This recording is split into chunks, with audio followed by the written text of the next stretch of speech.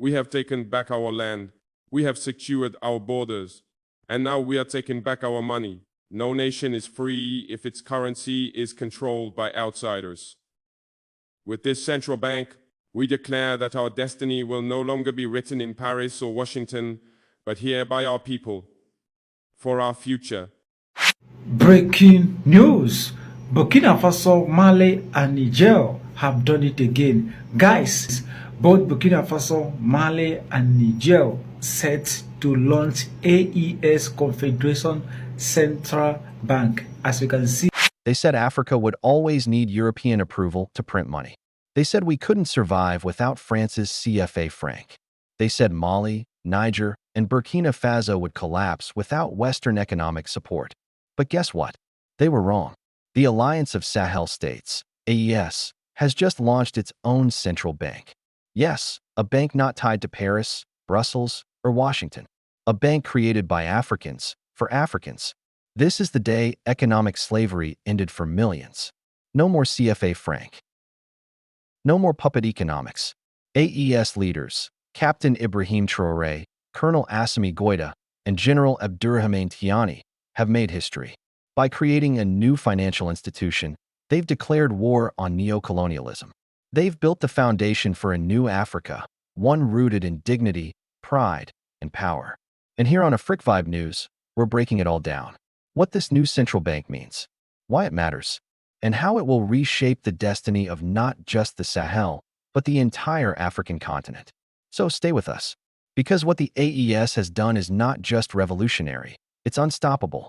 To understand why the new central bank matters, we must first understand what came before it, the CFA franc, a currency born out of colonization and still haunting many African countries today.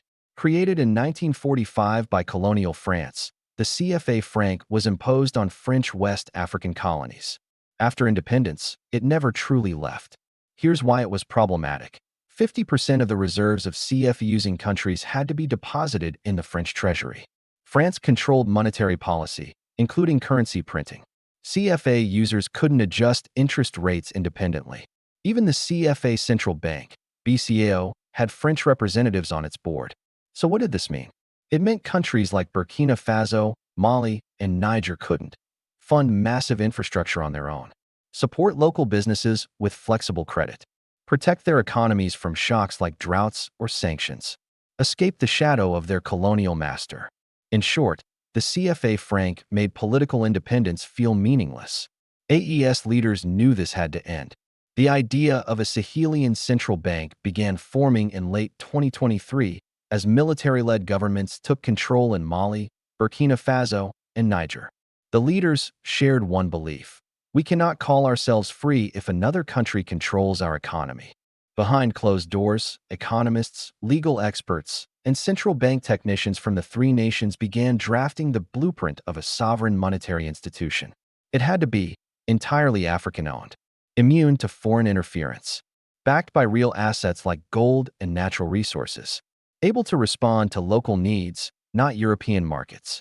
After more than a year of planning, the AES Central Bank was officially announced in mid-2025, with temporary headquarters in Ouagadougou and regional branches planned for Bamako and Niamey.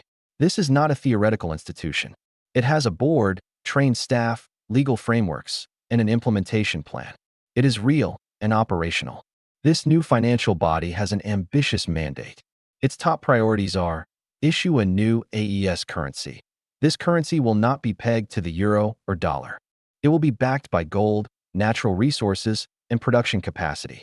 Control monetary policy. AES countries will now be able to adjust interest rates, inflation targets, and liquidity levels based on local economic realities.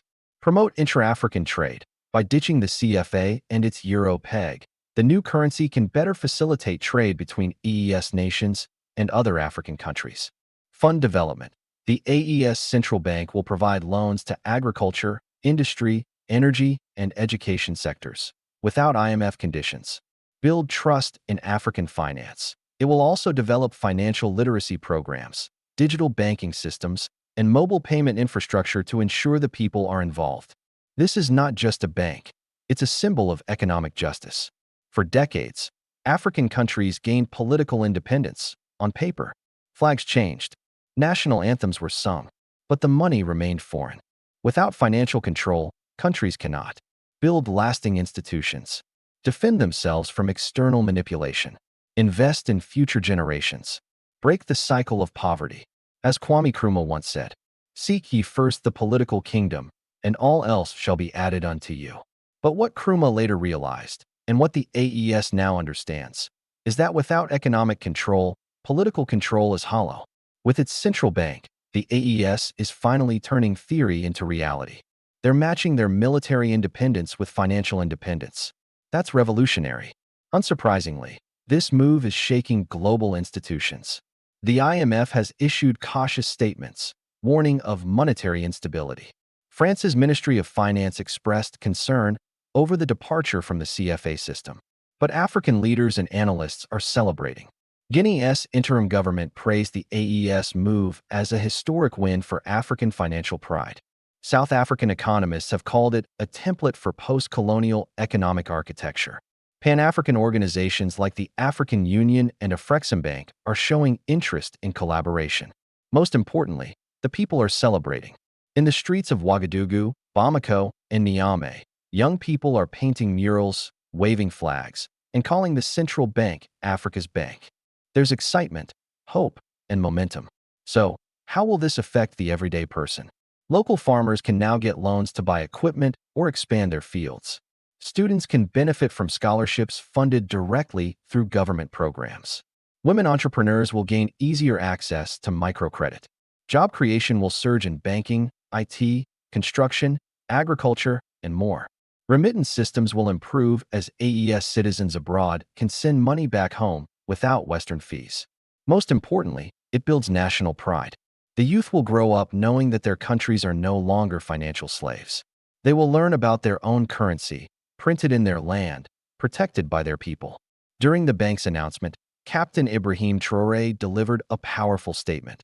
They once said Africa could not feed itself. But we have. They said we could not defend ourselves. But we did. And now, they say we cannot manage our own money. Let them watch and see. This central bank is not just for Burkina Faso, Mali, or Niger. It is for the liberation of the African soul. His words have echoed across the continent. Just as Thomas Sankara once challenged the global order, Traoré and his AES partners are rewriting the rules. Now that the central bank is here, what's next?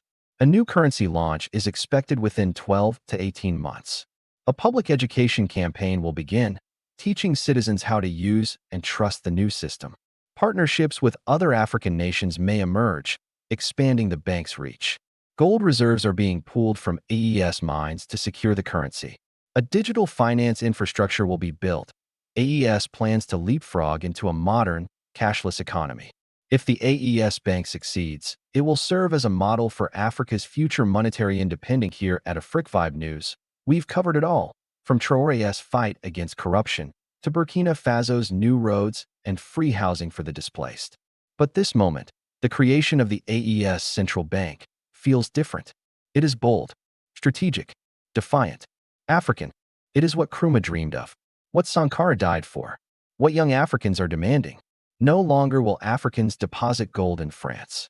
No longer will African currencies be tied to former colonial empires.